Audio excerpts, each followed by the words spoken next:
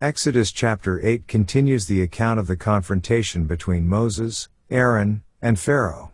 After the first plague of turning the Nile River into blood, God instructs Moses to go back to Pharaoh and demand the release of the Israelites once again. Moses warns Pharaoh of the impending second plague, an infestation of frogs. True to the warning, the land becomes overrun with frogs, invading every area of Egypt, including Pharaoh's palace.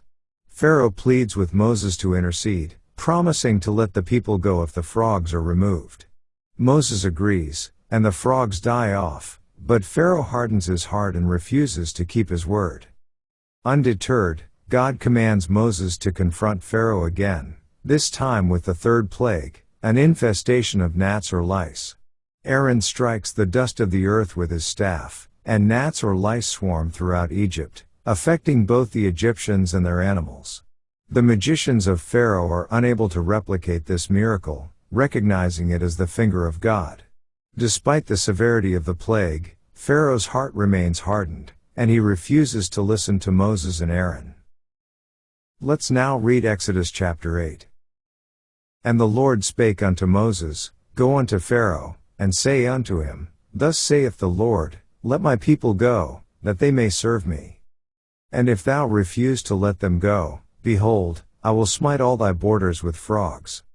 And the river shall bring forth frogs abundantly, which shall go up and come into thine house, and into thy bedchamber, and upon thy bed, and into the house of thy servants, and upon thy people, and into thine ovens, and into thy kneading troughs. And the frogs shall come up both on thee, and upon thy people, and upon all thy servants. And the Lord spake unto Moses, Say unto Aaron, Stretch forth thine hand with thy rod over the streams, over the rivers, and over the ponds, and cause frogs to come up upon the land of Egypt. And Aaron stretched out his hand over the waters of Egypt, and the frogs came up, and covered the land of Egypt.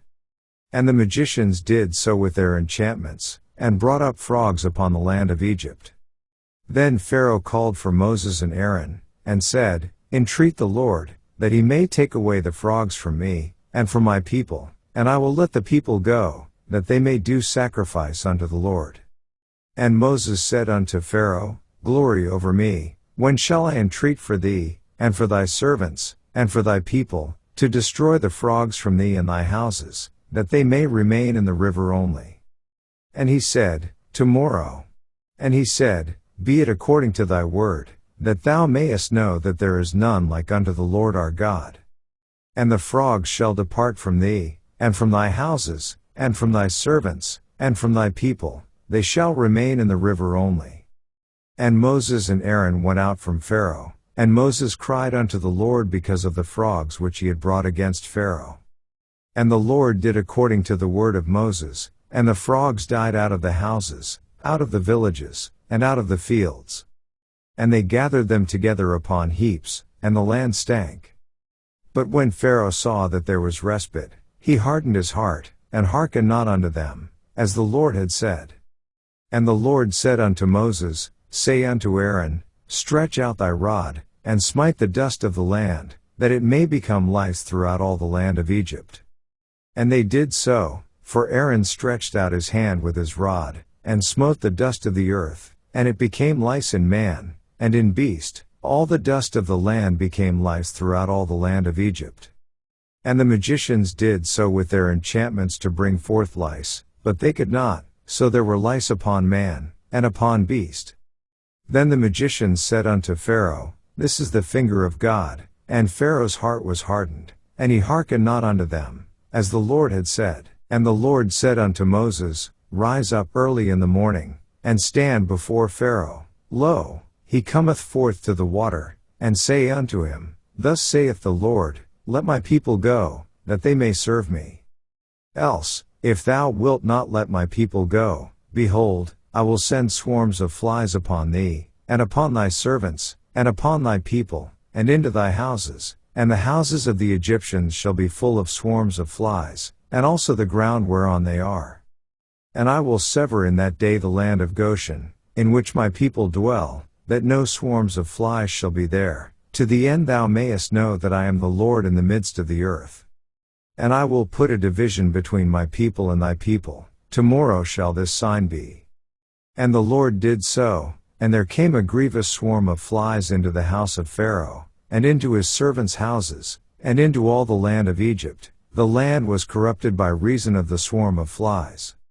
And Pharaoh called for Moses and for Aaron, and said, Go ye, sacrifice to your God in the land.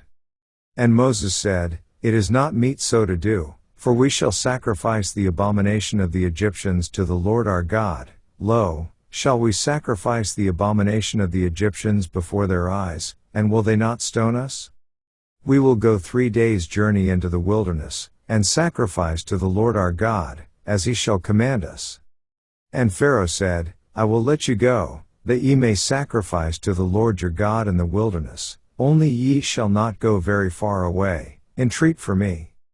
And Moses said, Behold, I go out from thee, and I will entreat the Lord that the swarms of flies may depart from Pharaoh, from his servants, and from his people, tomorrow, but let not Pharaoh deal deceitfully any more in not letting the people go to sacrifice to the Lord. And Moses went out from Pharaoh, and entreated the Lord. And the Lord did according to the word of Moses, and he removed the swarms of flies from Pharaoh, from his servants, and from his people, there remained not one.